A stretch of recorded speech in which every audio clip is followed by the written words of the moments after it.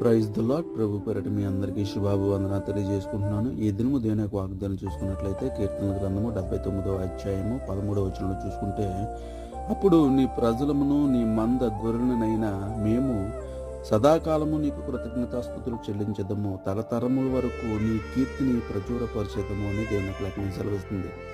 ఎప్పుడు వాళ్ళు ఇబ్బందుల్లో ఉండేటప్పుడు, వాళ్ళు శోధనలో ఉండేటప్పుడు, వాళ్ళు తప్పిపోయినప్పుడు, వాళ్ళు చెదిరిపోయినప్పుడు దేవుడు గుర్తొచ్చాడు. దేవుని దగ్గర ప్రాధాయపడుతున్నారు. ఏమని? మమ్మల్ని రక్షిస్తే కనుక తరతరములు నీ యొక్క ప్రచురము కీర్తిని మేము ప్రకటించేద్దామని చెప్పేసి అని చెప్పినటువంటి ప్రజలు తప్పింపబడినంత వరకు బాగానే మాట్లాడుతున్నారు.